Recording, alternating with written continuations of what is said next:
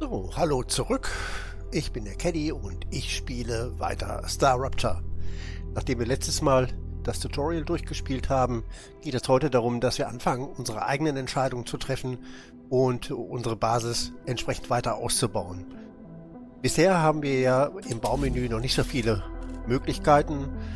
Vom Industriellen her, wir haben weiterhin den normalen Erzschürfer, wir haben den Schmelzofen, wir haben unsere Verbindungsschienen und den Frachttransporter.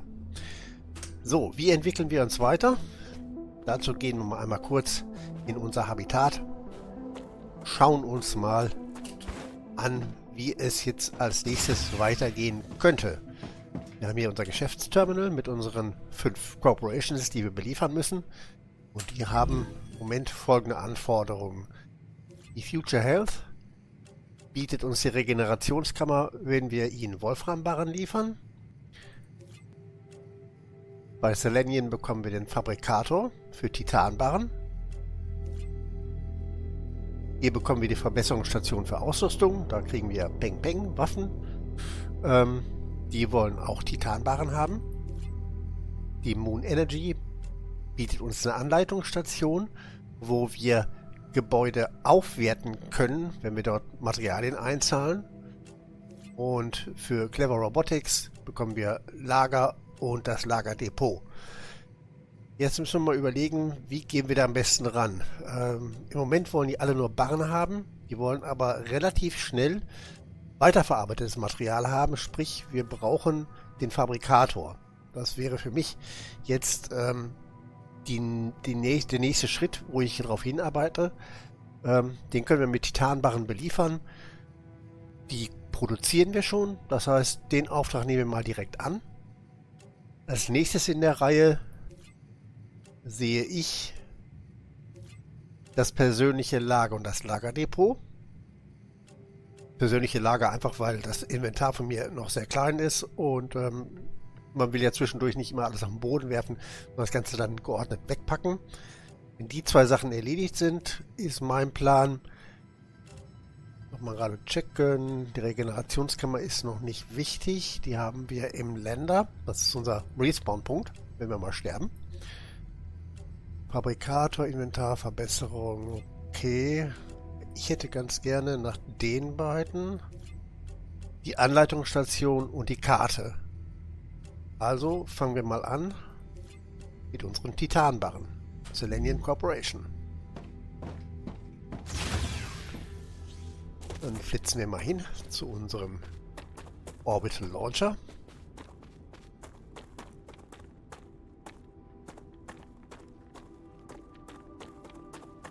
So, und hier könnten wir eigentlich auch schon mal gleich noch einen mit dazu bauen.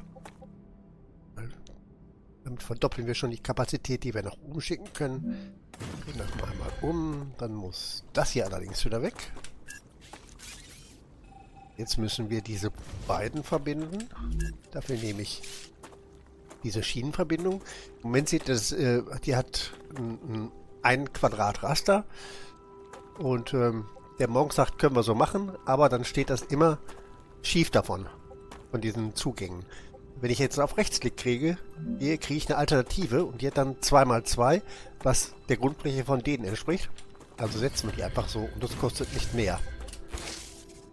Wir verbinden das mit einer Schiene. Wupp, wupp.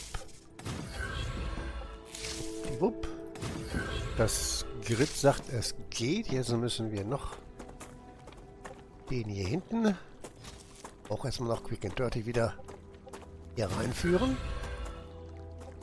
Oh, wir sehen, wir haben nicht genug Strom. Das heißt, wir brauchen nochmal einen Solargenerator. Stellen wir wieder auf die Grenze hinter. Gleiche Höhe, ein bisschen drehen. Drehen mache ich über die R-Taste. Und wir haben wieder Strom. So. Also nehmen wir Selenium und bestellen hier einmal die Barren. Das Ganze bestellen wir hier auch nochmal diese Barren. Und da hinten sehen wir schon, läuft die Sache an. So, was machen wir jetzt als nächstes in Vorbereitung? Wir brauchen neben Titan natürlich auch Wolframerz. Das brauchen wir auch schon mal als unterste Grundlage für unser Baumaterial. Einfachste, wie ich daran komme, ist, ja, nicht genug Baumaterial zu haben. Das heißt, wir müssen jetzt tatsächlich einmal, ich hoffe, ein letztes Mal uns ein wenig Baumaterial beschaffen, indem wir die Rohstoffe abbauen.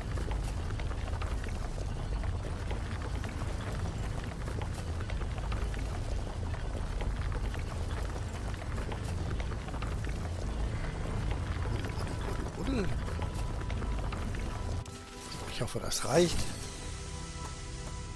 Dann holen wir uns hier mal nochmal Titanerz ab.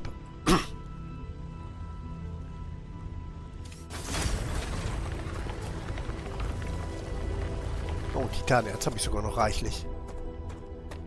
Dann nehmen wir lieber noch mal ein bisschen mit dem Zeugs mit.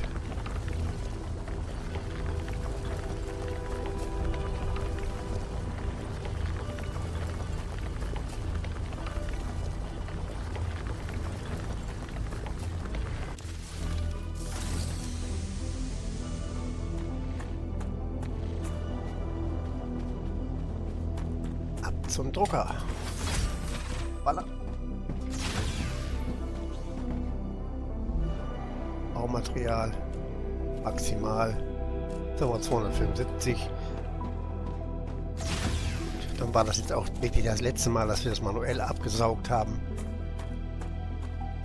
Dieses Vorkommen hier sieht ganz gut aus. Dort stellen wir den nächsten Erzextraktor hin. Der hat seinen Ausgang nach da hinten. So, jetzt müssen wir da noch Strom hinbekommen. Wir werden relativ schnell, das heißt, nein, Moment. Wir machen das wieder über eine Leitung. Weil ich aber hier so eine Stütze hinstelle.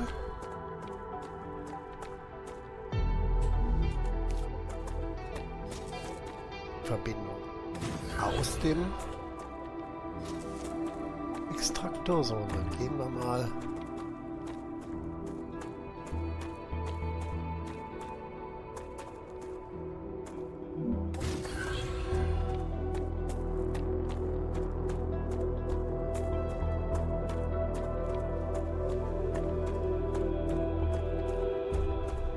auch die Leitung, die werde ich später nochmal neu machen müssen. So, das wird dann wahrscheinlich alles offscreen passieren. Ich werde wahrscheinlich zigtausendmal drüber nachdenken, oh, baue ich das jetzt gerade richtig? Und, oh, geht das nicht ein bisschen besser? Oh, nochmal einmal Strom, weil der Strom wieder nicht mehr ausreicht.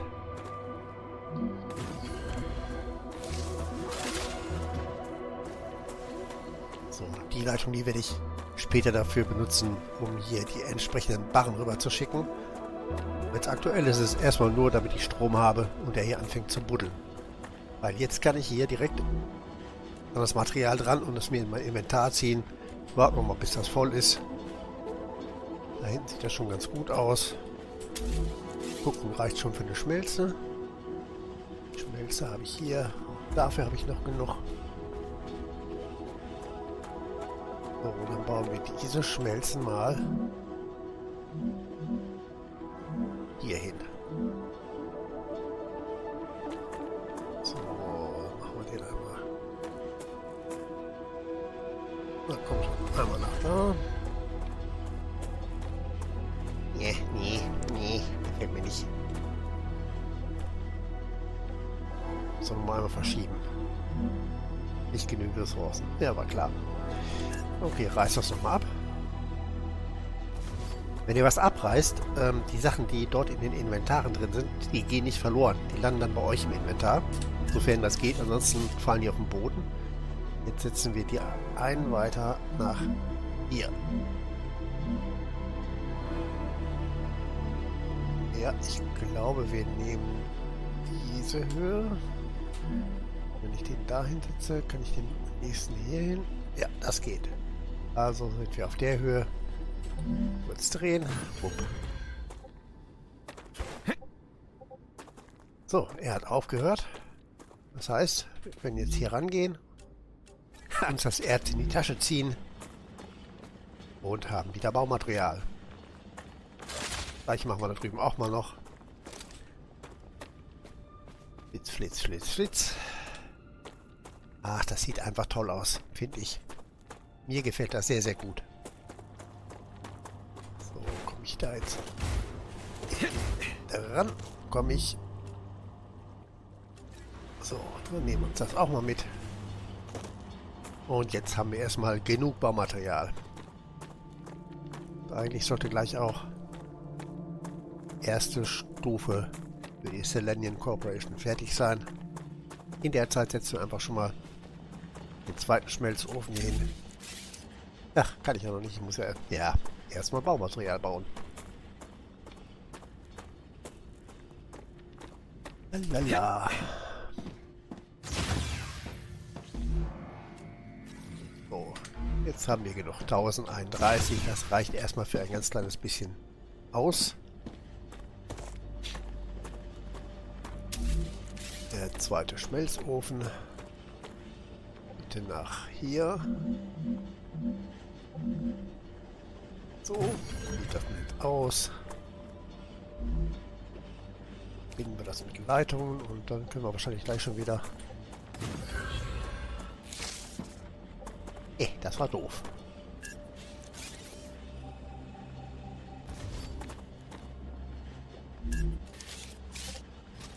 Den und den. Ach, dort. Und kein Saft mehr. Jetzt brauchen wir wieder Solargeneratoren für das Grid.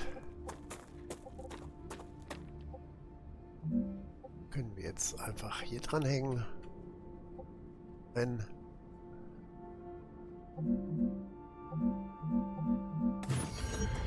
So. So, warum ist das Plan hier überhaupt so schwierig? Dieser Planet wird stellenweise sehr, sehr heiß. Das werden wir noch sehen. Und dieser Basiskern, der sorgt im Prinzip für die Kühlung. Der hat aber auch nur eine gewisse Kapazität. Später im Spiel kann man die ausbauen. Aber im Moment sehen wir hier die Stufe der Kernüberhitzung. Wir haben eine Kapazität von 1000, die wir auffangen können. Wir nutzen jetzt durch die Gebäude, die wir gebaut haben, eine Stufe von 50. Wir könnten den Kern später verbessern. Dann würde die Kühlkapazität erhöht werden. Hat aber auch einen ganz kurzfristigen Nachteil, weil das finden die Bewohner des Planeten so überhaupt gar nicht gut. Sprich, man bekommt dann massivst Besuch von denen und darauf sind wir absolut noch nicht vorbereitet. Im Moment reichen diese 1000 aber auch aus, weil wir hier noch nicht so wirklich viele Gebäude hinbauen, die wirklich Hitze verbrauchen. Zeigt uns leider überhaupt nicht an, wie viel Hitze der produziert. Sagt nur, Strom benötigt 5. Aber nichts über die Kühlung. Weiß nicht, ob das noch reinkommt. So, das hier wäre jetzt jedenfalls soweit. Und werden wir darauf warten, dass wir die Nachricht kriegen, dass der Auftrag erfüllt ist. Bauen wir einfach mal ein bisschen schick. Weil das hier hinten, das kann schon so bleiben. Bauen wir uns hier mal Plattformen hin. Da kann ich nichts bauen. Setzen wir das noch dahin. Wobei, gefällt mir nicht. So, auch nochmal um. Will ja keine Wellenbahn bauen.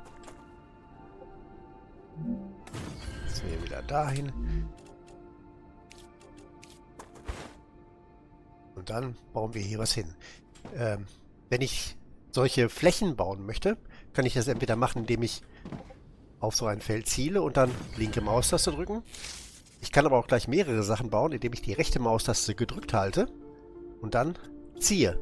Wenn ich dann mit der linken Maustaste bei gedrückter rechter Maustaste klicke, schwupps, baut er die ganze Fläche zu. Das machen wir noch schön, besser laufen kann. Das dann auch noch. hier dran vorbei. Kommen wir. Das ist schön. Upsala. Okay, er lässt mich bis wohin bauen. Ah. Dahin, bis dahin. Dahin lässt er mich auch noch. Bis dahin nicht mehr. Jetzt will ich mal hin. Okay, warum lässt er mich jetzt hier nicht bauen? Weil er der Meinung war, es ist instabil. Okay, warum das jetzt nicht mehr der Fall ist, weiß ich nicht mal. Ah, hier kommen wir zu dem Punkt. Die Konstruktion ist instabil. Das liegt daran, dass ich nur eine gewisse Anzahl an Blöcken setzen kann, bevor die wieder fest mit dem Boden verankert sein müssen. Dafür haben wir die gestützte Plattform. Die kann ich hier hinsetzen. So, damit habe ich jetzt die Statik wieder im Griff. Vorher geht es nur 1, 2, 3, 4, 5, 6. Ich meine, 6 Platten geht es weit. Ich muss zählen von hier. 1, 2, 3, 4, 5, 6. Und dann muss wieder so eine Plattform kommen.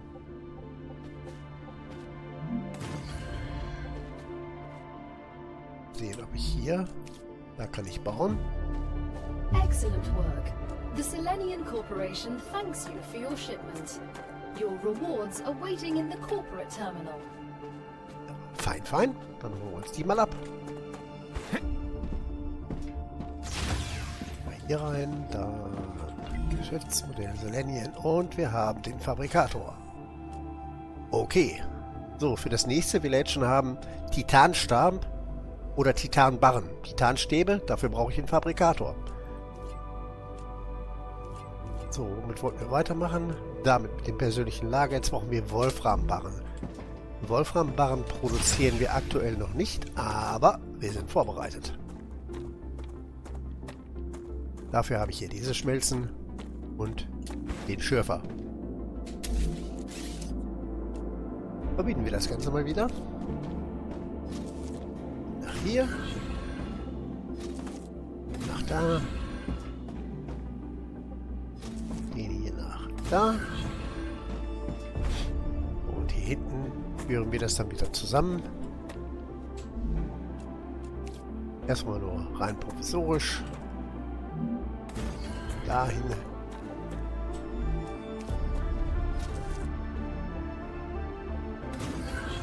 Dahin.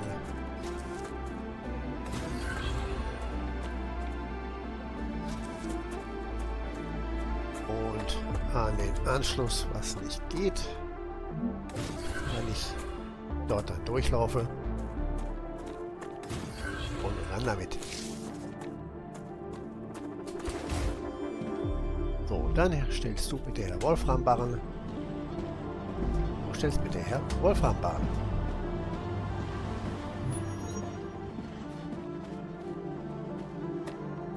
So, blitzen wir hin. Sagen jetzt bitte aus Robotics oder Moon. Oh, ich habe schon wieder vergessen. Warum einmal laufen, wenn man auch zweimal laufen kann? Übrigens beim Sprinten seht ihr in der Mitte, dass diese Leiste mit dem Anzugsstrom runtergeht. Das lädt sich relativ schnell wieder auf.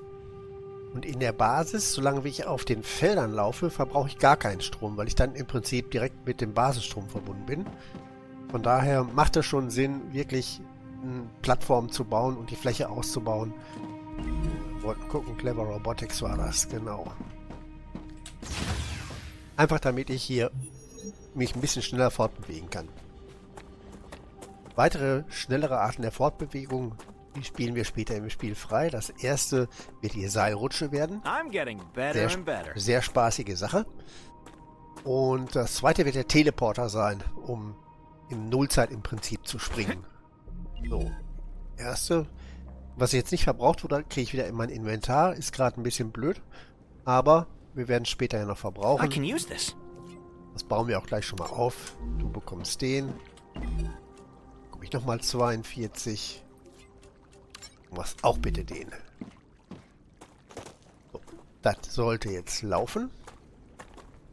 Der buddelt. Da hinten fahren die Wagen los. Da Bärchen. Gut, dann kümmern wir uns mal um unseren ersten Fabrikator. Wir sehen, wir brauchen Titanstäbe und die brauchen wir auch reichlich später. Reißen wir also erstmal wieder den hier weg. Jetzt stellen wir hier die ersten Fabrikatoren auf. Die Schmelzofen-Fabrikator bitte. So, wo können wir dich hinstellen? Bitte einen Abstand, damit ich ein bisschen Platz habe. Das sieht man von hier unten echt so schlecht. Dort bin ich froh, wenn ich die Baudrohne habe. Ja, ja. Hopp, hopp. Ja.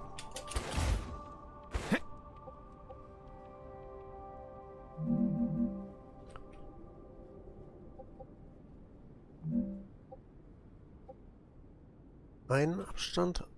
Yep. Komm, rutsch rüber. Ah, nächste Kiste. Bin ich wieder direkt dran. Da bin ich einen weg.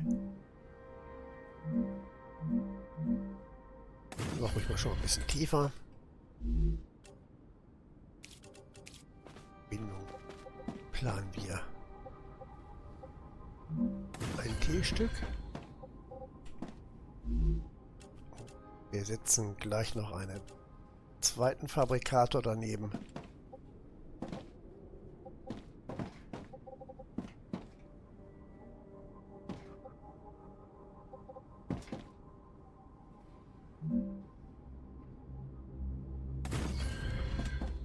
So. Binden wir das Ganze. Felsofen.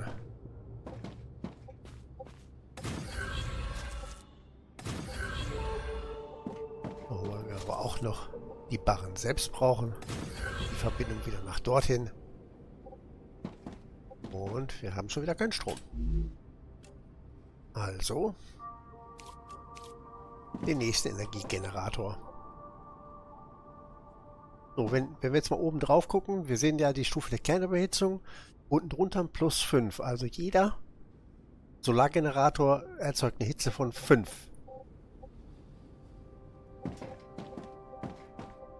Das sollten wir im Auge behalten. Das ist jetzt noch nicht viel, wird aber später einfach mehr. Das ist der Nachteil von da oben. Da kann ich jetzt momentan noch nicht wirklich was hinbauen. Nicht, wenn ich vorhabe. Wobei, ich kann auch einfach das mit einer Plattform verbinden. Weil der Strom fließt nicht nur über diese Leitung, sondern auch über die Plattform. Also, hüpfen wir da mal wieder hin.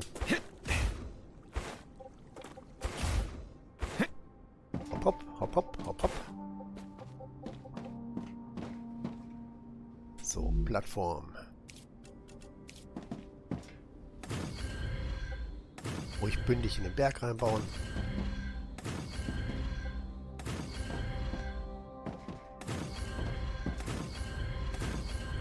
So, und jetzt kann ich hier den nächsten Solargenerator ansetzen. Zureichendes Sonnenlicht.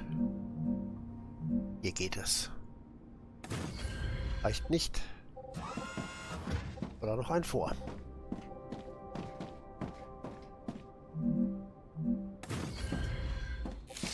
So, wir haben noch Saft und dann bauen wir mal ein bisschen Plattform rundherum, damit wir nicht ständig runterfallen.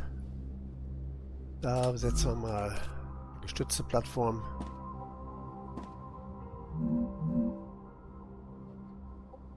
Hier. Nicht mit dem Boden. Okay. Das ist jetzt gerade ein Problem. Ich hoffe, ich kann das lösen, indem ich hier einfach eine Pfeilerstütze drunter klebe. Jetzt grün. Jetzt grün. So, das heißt aber auch, dass die nächste Ebene hier auf jeden Fall tiefer sein muss. Na, wo ist er denn? Da kommt sie hoch. Dann machen wir da mal einen Abstand. Und das wird der nächste Level. 1, 2, 3, 4, 5, 6, 7. Ach, vergessen zu locken. Höhe locken. 1, 2, 3, 4, 5, 6, die gehen. Da geht der 7. Das sieht zwar ein bisschen komisch aus, weil er nicht wirklich im Boden steckt. Der Monk sagt, bau einfach noch einen drunter. Jetzt können wir hier die Plattform lang ziehen.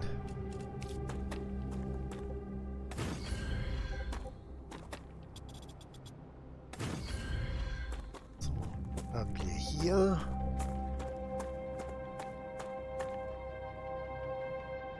Den können wir später nochmal höher setzen.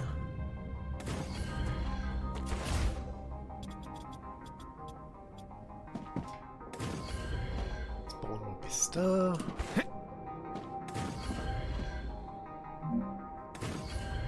So, diese Fläche hat sich jetzt zum Beispiel mit der verbunden.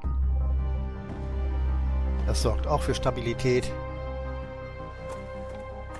Und wir können jetzt hier mal uns einen kleinen Aufgang bauen, damit das nicht mehr so ein Rumgehopse wird. Nehmen wir mal eine Treppe. Klingt sich da dran. Das ist so okay. Geht dahin. Das ist jetzt ein ganz klein bisschen doof. Aber gut. Wir nehmen einfach nochmal diese Fläche hier raus. Nehmen dann eine flache Treppe.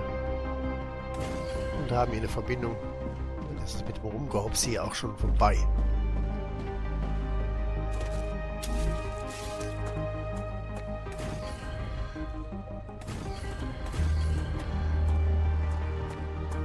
Der Transport läuft immer noch. I need water. Oh, ich brauche Wasser. Da nehmen wir doch einfach mal wieder so eine Überlebensration. Benutzen. Und wir nehmen ruhig mal gleich eine zweite. Delicious. Ja, ob das so lecker ist, ich weiß ja nicht. Ich weiß ja nicht. So, mir fällt gerade ein, ich habe doch Titanbarren in der Tasche. Und ich habe hier oben meine Fertigungsanlagen. Dann stecke ich da doch noch Wasser rein und produziere das erste. So, sagen wir mal, du baust mir jetzt mal Titanstäbe. Das heißt, ich muss aber erstmal, damit er mich hier nicht voll wirft, das wieder wegwerfen.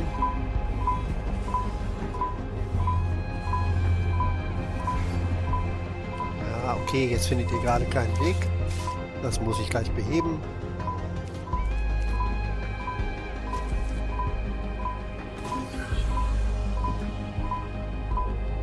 Ist doof.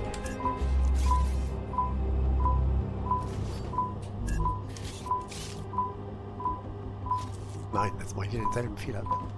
Nehmen wir da dran. Nehmen an.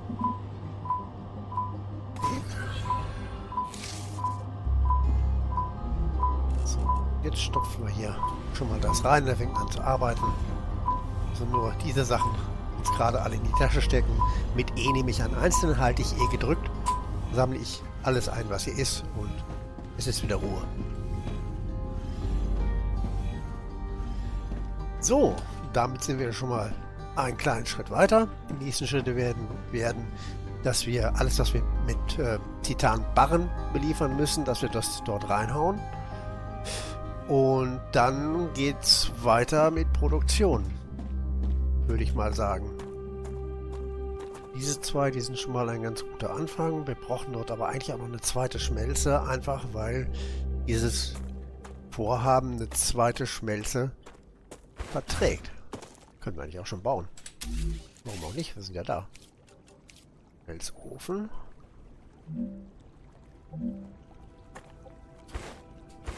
Auch nochmal hopsen.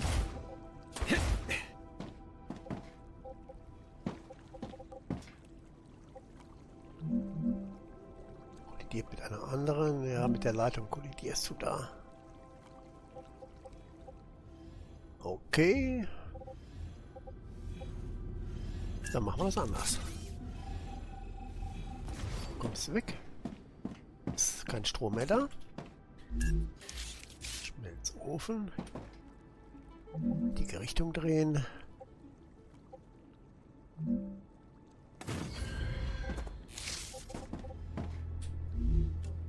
Binden wir das Ganze mit der Leitung. Jetzt nach hier ran. Mit den Titanbarren.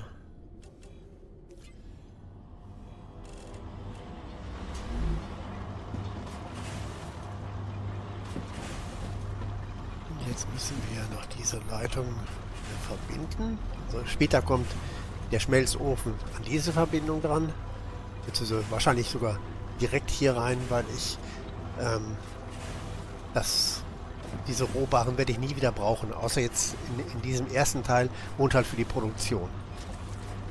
Aber aktuell brauchen wir noch diese Verbindung, die machen wir jetzt mal so. Der kommt wieder weg. Und jetzt machen wir die Verbindung dort. Ja, ist das weit. Okay, wir haben noch mal eine Zwischenstütze. Und das ist wieder verbunden. Oh, das sieht so aus, er liefert nichts mehr. Ich müsste in den letzten Zügen liegen. Ich sehe auch, die Zeit, die ich mir so vorgenommen habe, ist schon fast wieder rum. Aber jetzt so für den Anfang wollte ich einfach noch, dass ihr seht, dass man da zwischendurch einfach mal seine Entscheidung umwerfen muss. Mein nächster Schritt wird sein, dass ich das hier schick baue. Das mache ich dann aber offscreen. Und dann geht es in der nächsten Folge weiter mit den nächsten Belieferungen und den nächsten Planungen. 92%. Das kriegen wir hin.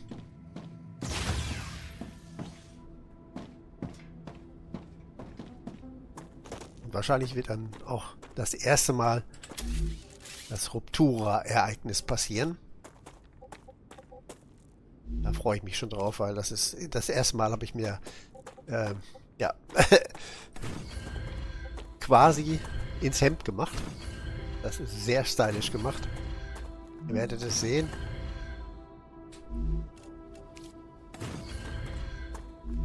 Das will ich euch auch so erstmal vorenthalten. Dann kommst du noch dahin. Congratulations! Clever Robotics has received its order. A reward for fulfilling the order is waiting for you in the terminal. Okay, damit haben wir das geschafft. Gehen ans Terminal.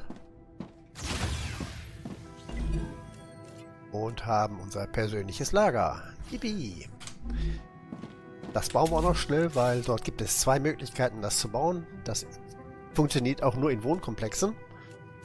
Entweder legen wir es hier auf den Boden oder aber an einer Wand, wo kein Fenster ist, können wir es in die Wand versenken. Und zwar einmal auf der Höhe und auf der Höhe. Wo werde ich es als erstes brauchen? Ich baue sie mal hier hin. 1, 2, 3. So, und jetzt kann ich hier schon mal das Helium-3, was ich noch gar nicht brauche, können wir zwischenlagern. Das können wir zwischenlagern. Gut. Das soll es gewesen sein. Achso, umbenennen kann man die auch. Hier oben, persönliches Lager. Nehmen wir es mal Krimskrams. Schon wird das Ganze etwas übersichtlicher.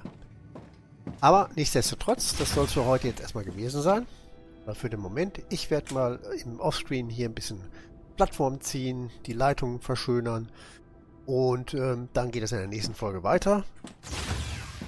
Indem wir dann für Clever Robotics das Lagerdepot besorgen, wofür wir Wolframdraht brauchen oder Wolframbarren. Wolframbarren haben aber dann schon einen niedrigeren Wert. Mit Wolframdraht geht es schneller. Dafür brauche ich dann aber wieder Fertigungsanlagen, die hier hinten am Wolfram-Vorkommen gebaut werden. Alles klar. Dann würde ich sagen, verabschieden wir uns mit einem Blick auf die Ferne. Und ich würde sagen, danke fürs Zuschauen und bis zum nächsten Mal. Tschüss.